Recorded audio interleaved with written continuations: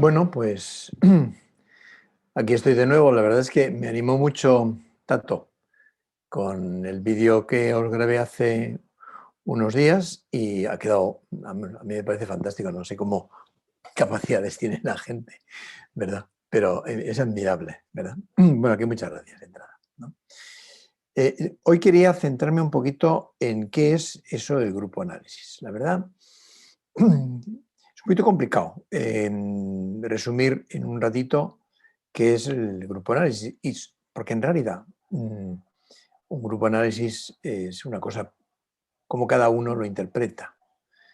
Quiero decir con esto que no hay un sistema único que diga esto es grupo análisis y esto no lo es. Yo os puedo explicar lo que para mí es el grupo análisis y lo que voy a hacer. Y sabiendo que además hay gente que no estará para nada de acuerdo con estos planteamientos, lo cual es muy legítimo, ¿no? Tampoco hay un psicoanálisis, ¿no? En realidad hay tantos psicoanálisis como psicoanalistas hay en el mundo, ¿no? Cada uno tiene unas lecturas, cada uno tiene unas percepciones y uno trabaja cada cual según también su manera de ser, cómo le ha ido su propio entrenamiento y cómo se ha ido formando a nivel conceptual y de qué fuentes ha ido bebiendo cada quien, ¿no?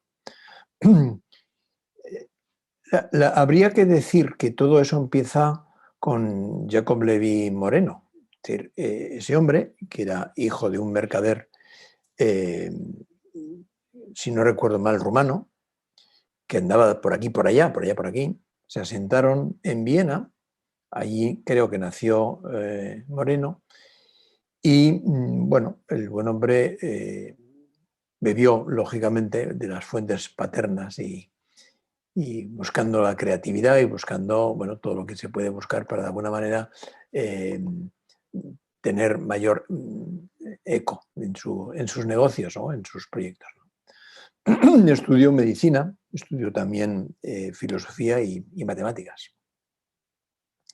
Debió ser un tipo bastante creativo porque le entusiasmaba el tema del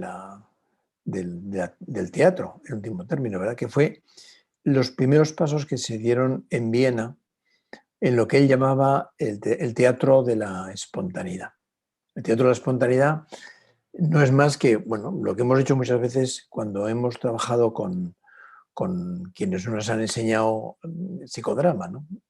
Recuerdo a Pacho O'Donnell en aquellos seminarios que hacíamos hace un montón de años, en donde habían varios compañeros del Hospital de Basurto, y en algunas ocasiones también, cuando yo participé como paciente en uno de sus grupos de psicoterapia, y ahí muchas veces lo que hacía era, bueno, esto que estás contando, explícalo a través de una escenificación, ¿no? Entonces, bueno, uno explicaba lo que le pasaba o lo que le había pasado o la conversación que quería tener con no sabemos quién. Y era espontáneo, no había nada preparado, no había un guión que decía, tengo que decir eso.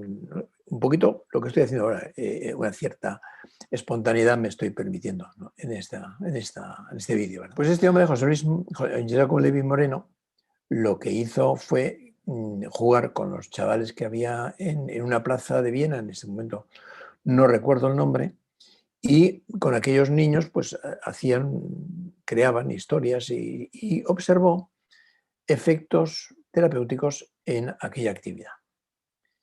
Esto estamos hablando del año 17.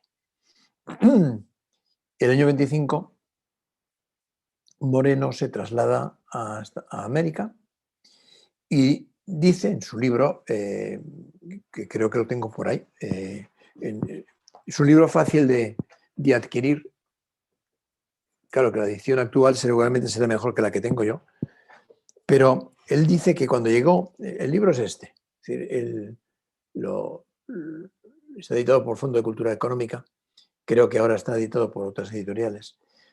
Él dice que cuando llegó a América al año 25, no había año 20, no había ningún tipo de actividad grupal psicoterapéutica.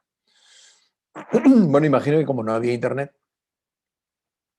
desconocía que Prat en su momento había iniciado, el año 5 además, 1905, había iniciado lo que él llamó el método de clases, ¿no? Que no era más ni menos que una forma de estimular a los pacientes con tuberculosis en principio a seguir una serie de pautas y observó que el hacerlo en grupo tenía unos beneficios.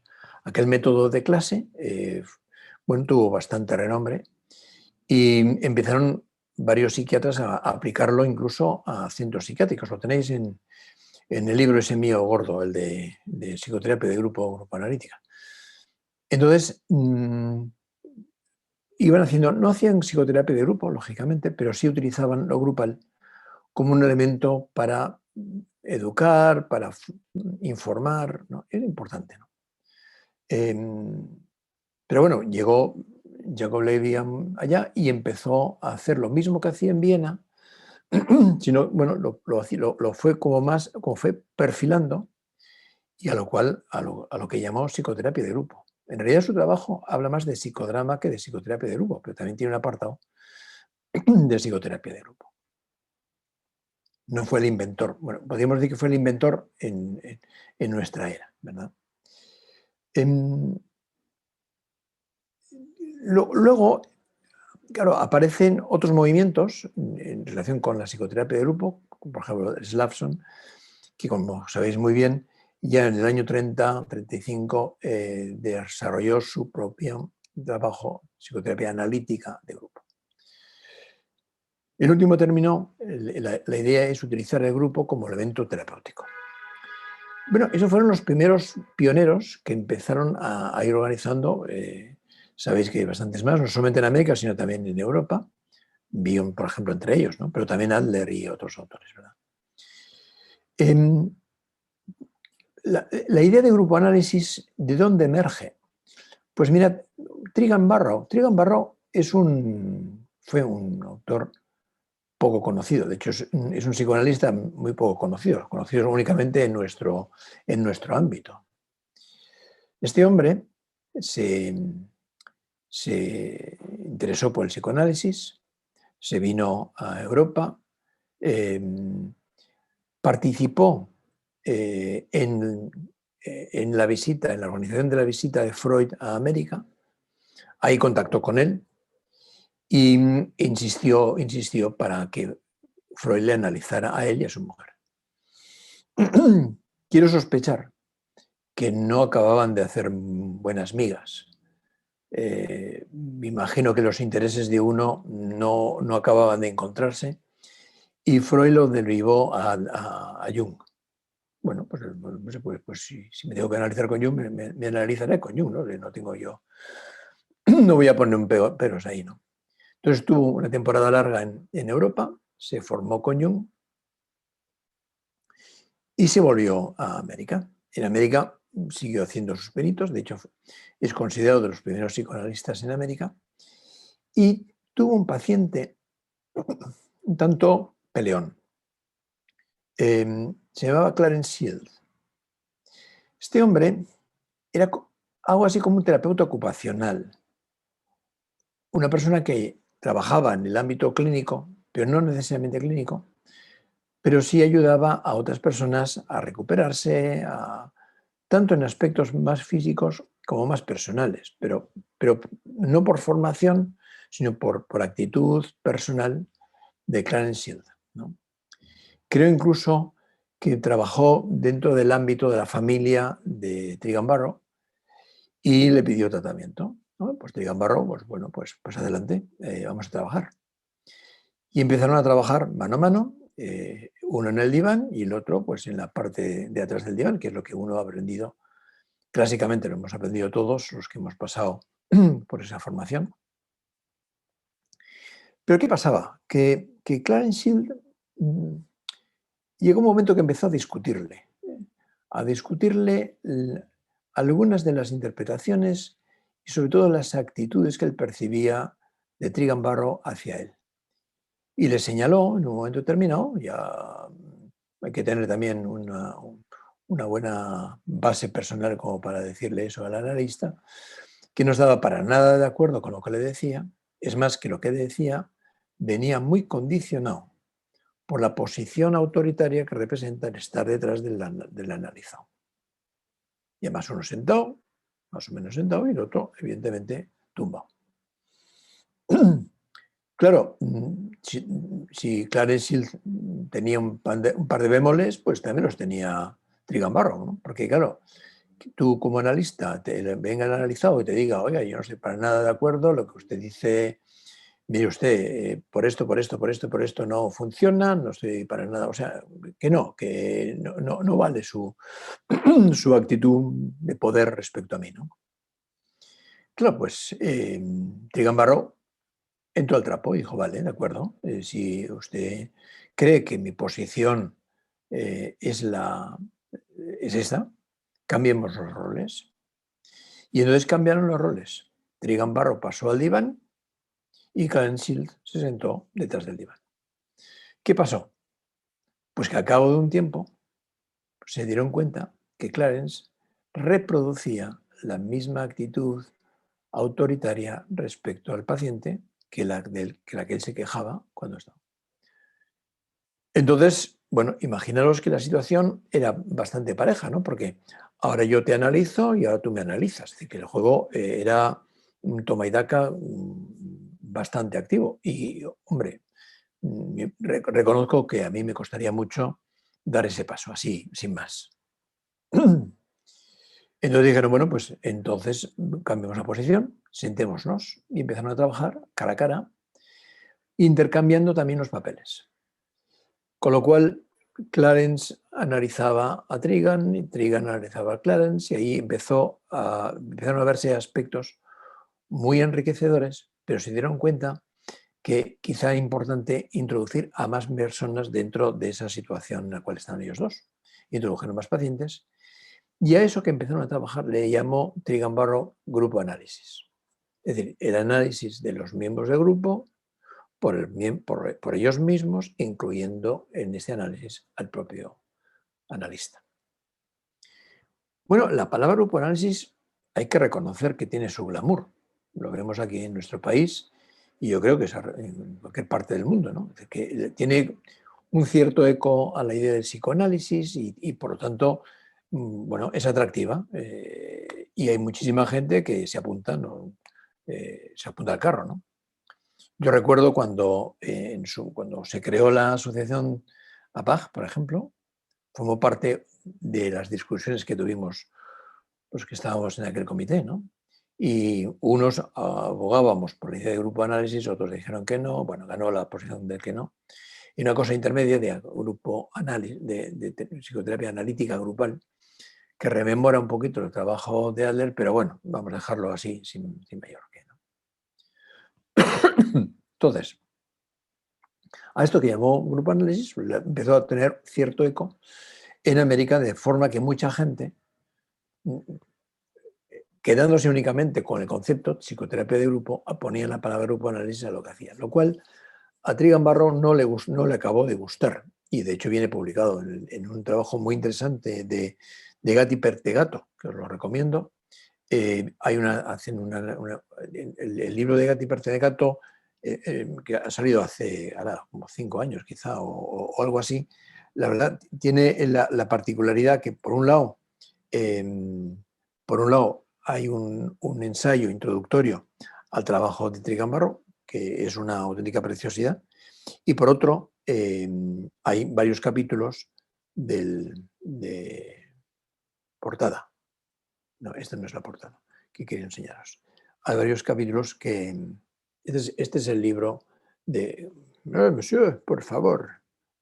Ahora se me pone aquí... Perdonadme la portada. Perdonadme la historia, ¿vale?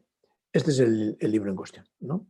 La verdad es que os lo recomiendo, está en inglés, como podéis ver, pero a mí me parece que es muy rico.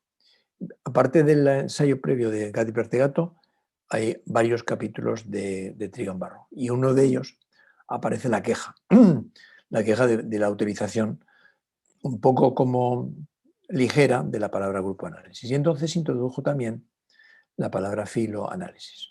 Bueno, esto tiró lo que tiró. Yo no tengo la sensación de que haya tirado muchísimo más, a menos en esa línea. A la par, tenemos otro autor que fue Fuchs. Este hombre era alemán, de procedencia de una familia judía, de una familia de varios hermanos. Él era el pequeño, si no recuerdo mal, y se formó en medicina en Heidelberg, si no recuerdo mal. Sí, entró en el mundo del psicoanálisis y llegó a ser jefe del apartado clínico del Instituto de Psicoanálisis de Frankfurt. Dicho instituto estaba, no sé si paré con paré, pero en el mismo edificio que miembros de lo que se llamó posteriormente, o en aquella época empezó a llamarse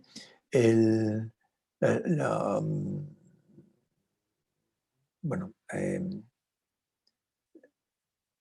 ahí estaban varios filósofos y demás, ya aparecerá el nombre cuando las neuronas se me pongan a su sitio. Entonces, dentro del grupo aquel de psicólogos, filósofos, economistas, la escuela de Frankfurt. Entonces, dentro de esa escuela había Norbert Elias. Norbert Elias llegó a tener una buena relación con Fuchs y creo haber leído que fue su paciente durante un tiempo. De esa amistad, bueno, con todo el tema de la guerra mundial, los nazis y demás, bueno, pues cada uno puso pies en polvorosa, ¿no? Fuchs se vino, gracias a Jones, a Inglaterra, y también el mismo Norbert Elias se vino también a Inglaterra. No sabían los dos que habían venido cada uno por su cuenta, pero se encontraron casualmente y recobraron la amistad. Claro, cuando Fuchs llega a Inglaterra tiene que readaptarse totalmente, ¿no? Tiene que, de hecho, cambia el apellido para que sonase más inglés. El Fuchs, F-U-C-K, por ejemplo, lo cambia por Foulkes. Su inglés, al parecer, era todavía muy alemán, pero bueno, hizo el esfuerzo importante, tuvo que revalidar la formación como médico, la formación como psicoanalista, que tuvo que hacer un esfuerzo bárbaro este hombre para arraigar y para hacerse un lugar dentro de la élite de profesionales del psicoanálisis. Claro, entre otras cosas tuvo que participar en la guerra mundial. Bueno, entre otras cosas, imagino yo, también para hacer méritos y ser un buen ciudadano, ¿no? En esa historia se enteró, porque aunque no había internet, había gente que estaba muy interesada en los movimientos culturales que iban habiendo en otros lugares de Europa e incluso de América, se enteró de la existencia de un tal Barrow y de lo que hacía ese hombre. Y le debió gustar lo suficiente como para decir, mira, interesante esto del grupo análisis. Y confundió, al pensar que al introducir Trigan Barrow la idea de filoanálisis, creyó que había abandonado la idea de grupo análisis y dijo, bueno, pues la tomo yo. Y la tomó y empezó a hacer grupo análisis. ¿Desde dónde? Bueno, de entrada desde una formación psicoanalítica absolutamente rigurosa, ortodoxa. Creo recordar que se analizó con Hermann Deutsch. Quiero decir que este hombre ya tenía una buena formación y una buena base. Creo yo que estaría más cercano a lo que sería la escuela, al grupo liderado por la hija de Freud. Es decir, no se avino tanto hacia el grupo de Klein, pero como no vivía en el mismo Londres, le permitía tener una cierta autonomía en cuanto a pensamiento, en cuanto a lo que hacía o dejaba de hacer. Cuentan, yo todo eso no lo he leído, pero cuentan que los pacientes que se reunían en su sala de espera, pues un día pues se sentó entre ellos y a hablar con ellos. Y descubrió que los pacientes que estaban en la sala de espera hablaban de aspectos que muchas veces no aparecían para nada dentro de la consulta. Entonces dijo, pues esto a esto le voy a llamar grupo análisis, porque ¿qué estamos haciendo aquí? Pues los pacientes hablamos, yo estoy con ellos y hablamos y entonces intervengo. Pues chico, le dijo a su mujer, nadie sabe que hemos inventado una cosa fantástica llamada grupo análisis. Bueno, en eso estaban y en eso estuvieron, ¿no? Entonces apareció la oportunidad de, dado que estaba movilizado, de participar como médico en el hospital de Northfield. Sabréis muy bien que Bion estuvo en el hospital de Northfield. La famosa experiencia de Northfield, que muy bien la hemos leído todos y hemos conocido, casi diríamos hasta la más mínimo detalle de su experiencia, la verdad es que no duró, si no recuerdo mal, no duró más de 6 semanas, bueno, un par de meses, para hacerlo en redondo. ¿Por qué? Bueno, porque topó directamente con el aparato militar, que no veían para nada bien lo que estaba organizando. Y eso que fue muy, muy, muy interesante. Es decir, que si os leéis, hay un libro muy interesante, perdonadme que haga esa parafernalia, pero hay un libro muy interesante. ¿Dónde estás? Creo que es este. En el cual habla de los primeros momentos de esa experiencia, ¿no? Entonces, la verdad es que este hombre Bion intentó organizar algo ahí, pero el choque entre lo que hacía y las pretensiones, total que dijeron a los par de meses, mira, encantados de haberle conocido, pero nuestra filosofía no es la suya, o sea que encantado. Y entonces ahí entró Fuchs. Y Fuchs supo integrar a todo el aparataje de oficiales y demás en lo que iba produciendo. Y eso le generó una buena reputación. Bueno, entonces lo que ideó fue Grupo Análisis y entonces empezó a hacer una cosa muy interesante, que es reunirse con otros compañeros, pues yo qué sé, pues por ejemplo Malcolm Pines, también podríamos Pat de Mare, si no recuerdo mal, también estaba Tom Main, entre ellos Abercrombie, si no recuerdo mal, Anthony, en una especie como de seminario para ir discutiendo los desarrollos grupales que cada uno iba haciendo y para poder entender. Incluso creó e ideó una cosa muy interesante también, perdonadme que haga toda esa parece, pero es que a mí me parece que son cosas muy, muy, muy importantes.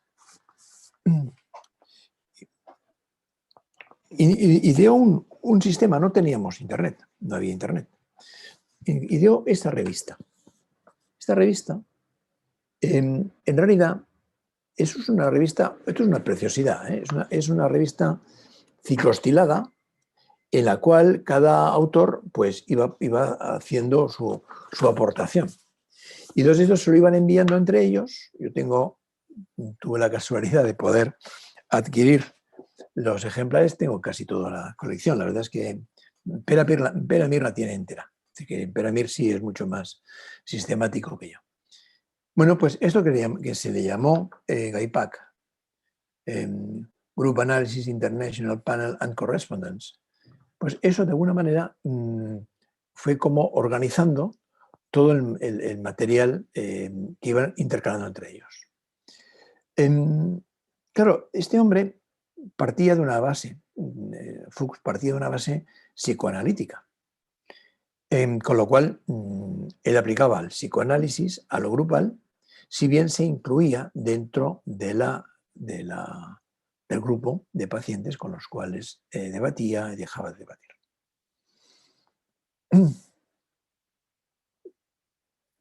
Claro, ¿cuáles son sus influencias conceptuales? Habría que pensar que de entrada el psicoanálisis de Freud, la posición más clásica, más ortodoxa.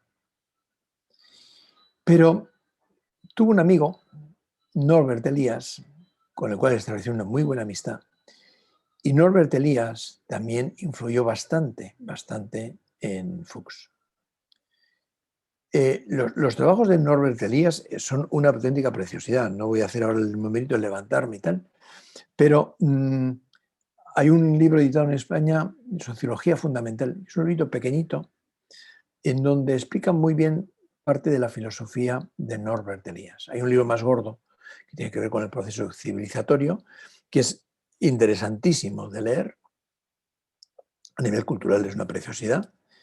Pero bueno, a lo que vamos, ¿no? Ahí explica muy bien un concepto que tiene que ver con lo grupal muy básico, ¿no? Que tiene que ver con el poder.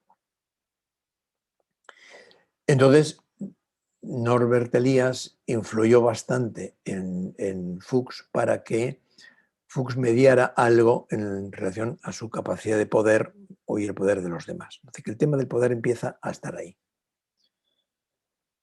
Claro, recordad que cuando Trigan Barrow se coloca con Clarence Seals y luego ya otras personas a hacer lo que él llamó grupo análisis originalmente, fijaros que la clave en esa historia está en el elemento de mutualidad. Es decir, yo te analizo y tú me analizas. Este elemento de horizontalidad, si le queremos llamar así, ese trabajo mutuo en donde uno analiza al otro y el otro a uno, está como en las bases del grupo análisis. Lo cual es complicado, porque cuando tú como conductor te colocas al mismo nivel que los demás miembros del grupo, estás en una posición en la cual los demás miembros pueden preguntarte, pueden inquirir, pueden discutir, pueden no estar de acuerdo con tus planteamientos, y ahí te colocas en una posición en la cual incluso hay momentos que tienes como que sondear sobre aspectos contratransferenciales que aparecen o transferenciales también, y que en alguna ocasión, pues lógicamente, te producen reacciones internas importantísimas. La idea de mutualidad me parece que estaría en la base de lo que sería más propiamente grupo análisis. Me diréis, bueno, pero eso de la mutualidad lo inventó él. Hombre, no lo inventó Fuchs. Y aunque lo pudo haber inventado Trigan Barrow, también hay otro autor, Ferenczi, que le pasó exactamente igual. Solamente que a Ferenczi le pasó en una posición individual. Y la exposición de eso y su planteamiento a partir de la experiencia que había tenido con aquella paciente generó en el mundo del psicoanálisis, como podéis imaginaros, un terremoto gordísimo. Tanto es así que, de hecho, Ferenczi ha quedado olvidado, desaparecido, hasta 10, 12, 15 años, no mucho más. Y es interesante cómo Ferenczi introduce la mutualidad como elemento terapéutico. Talarn es un psicoanalista que tiene un libro muy bonito sobre Ferenczi. Os lo recomiendo, ¿no? Me parece que es interesantísimo porque se centra básicamente en él, desmenuza muy bien su filosofía y muy en concreto el aspecto de la mutualidad. Entonces, fijaros que en Fuchs, aparecería, por un lado, un aspecto muy psicoanalítico, clásico, ortodoxo, cercano a la idea, cercano a la corriente que podría ser la corriente de Anna Freud. Y por otro lado, aparece la presión, condicionamiento que viene de Norbert Elias, quien ha trabajado muy bien este tema y os lo recomiendo de verdad. Lo traduje. Los alumnos de Madrid lo tienen, por ejemplo, ¿no? Lo traduje y lo utilizamos. El libro de Dalal, de Fred Dalal. Fred Dalal es un buen amigo y le traduje el libro porque es una preciosidad de texto. Es decir, y ahí desglosa, separa los aspectos más ortodoxos de Freud de los aspectos más revolucionarios o más eliasianos de su filosofía. Bueno saberlo. Cada uno luego hace lo que le da la gana, por supuestísimo, ¿no? Pero va bien ver cómo en Fuchs confluían dos corrientes que no siempre son fácilmente armonizables.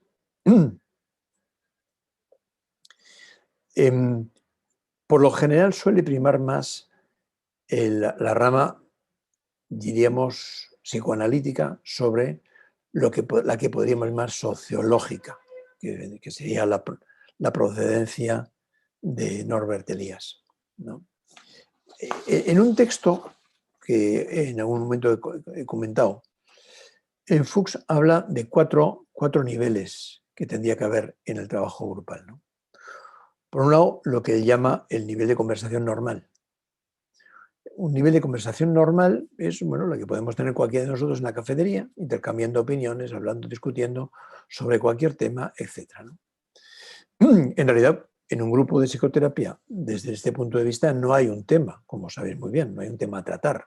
Se habla de lo que el grupo, de lo que la gente del grupo habla, de lo que quieren hablar, sin mayor trascendencia. Y ahí el trabajo del conductor es ir como desmenuzando el material que va apareciendo para que ese material sea un componente psicoterapéutico para los miembros del propio grupo, incluyéndose él como parte de la melee, ¿verdad? Luego también dice que el segundo nivel sería el nivel transferencial. Fuchs no habla de transferencia en realidad, habla de situación transferencial.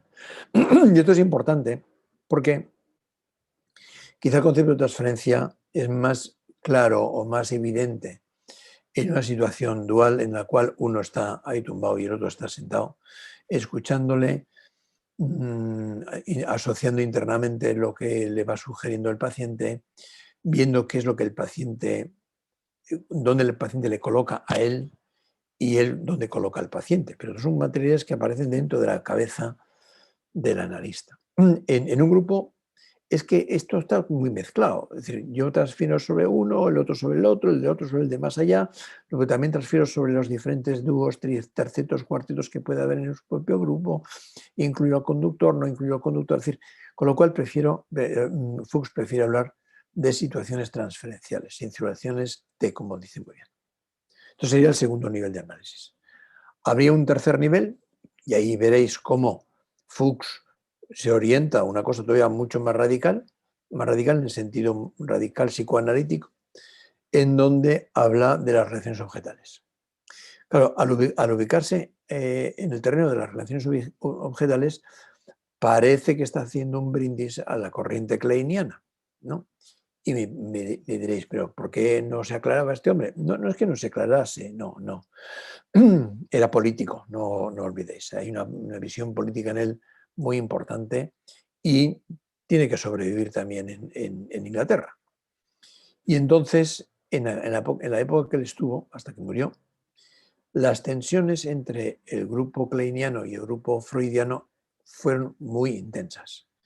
Y me imagino que dentro de la fragor de esas batallas, de alguna manera Fuchs dijo, bueno, vamos a incorporar, ¿por qué no?, los aspectos de la teoría kleiniana, como son la teoría de las relaciones objetales, que también es entendible y dable dentro de lo grupal, ¿no? Yo, desde mi punto de vista personal, prefiero las aportaciones de Kemper a las de Klein, pero bueno, eso ya es un tema muy, muy particular, ¿verdad? Y el cuarto nivel, dice, bueno, es el nivel trascendental. Ahí, ¿a quién está dando un brindis? Adler. A Jung, perdón, a Jung. ¿No? Porque de alguna manera está introduciendo aspectos que tienen que ver con lo cultural, con la simbología, etc., ¿no? Entonces son elementos que son los cuatro niveles de trabajo. Pero fijaros una cosa muy curiosa. Si habéis leído bien a Fuchs, o los que lo leáis, o cuando lo leáis, veréis que apenas aparece mención a la agresividad y a los elementos destructivos. Y uno dice, bueno, ¿y por qué? Es que el biopanálisis no incorpora lo destructivo. Hombre, claro que lo incorpora, ¿verdad? Pero Fuchs no. Ahí nuestro amigo, o mi amigo Morris Nixon, lo dice muy bien en su libro. Fuchs tenía aversión a la agresividad.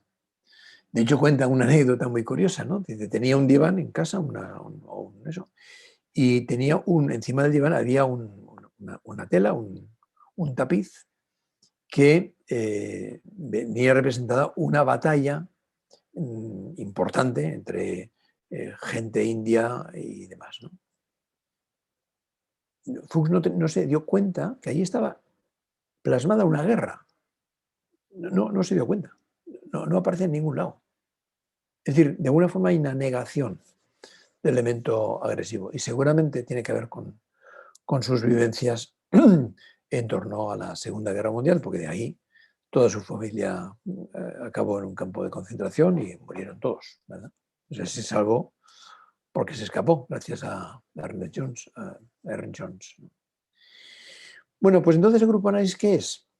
Mi grupo análisis, al menos, tiene que ver con el análisis mutuo entre los miembros del grupo, incluyéndose, lógicamente, el conductor.